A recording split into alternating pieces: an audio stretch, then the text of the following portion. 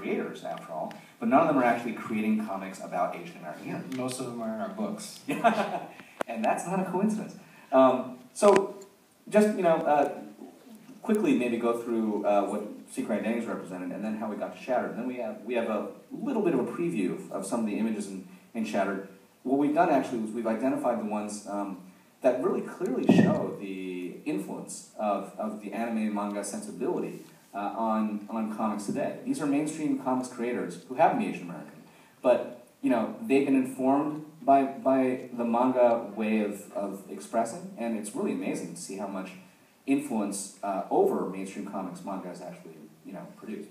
Yeah, that's actually an interesting point that you bring up, because it's a bit of a double-edged sword as well, because I know that on firsthand that when Secret Identities came out back in 2009, there was a lot of talk from retailers about where to put the book.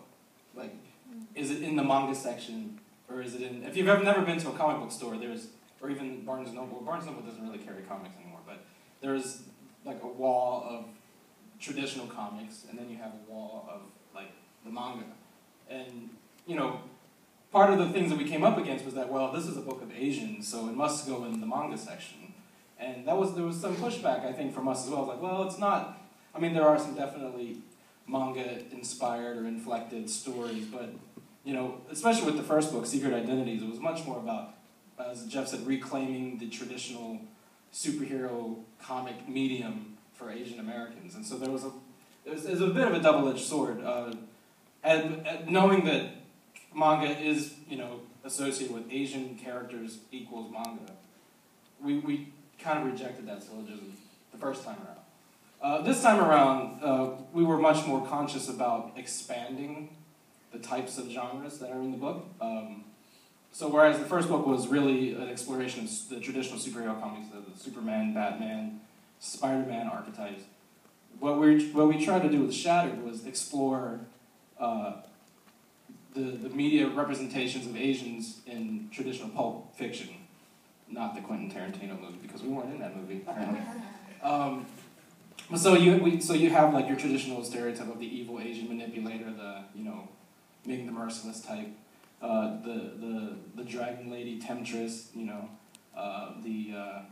brain, the nerd stereotype. You have the mindless brute stereotype, and the perpetual foreigner stereotype. And so we wanted to explore each of those stereotypes that are right behind me, and give kind of voice for where these stereotypes came from, and kind of upend, shatter those images. And so if you want to just kind of run Sure. through.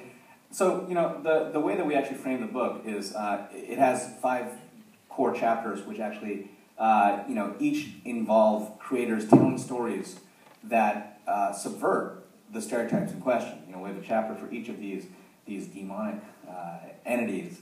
And we actually have a longer storyline that runs throughout the book as kind of the interleaving chapter introductions for each of those, which actually does show the origins of these stereotypes, the fictional, obviously, and mythological origins of these stereotypes in this sort of set of 5, demons, the venoms. You like Hong Kong action cinema a lot. But, so there's actually this storyline that runs throughout, about how the release of these demons into the world, allow them to sort of corrupt the images, the perceptions of those, who they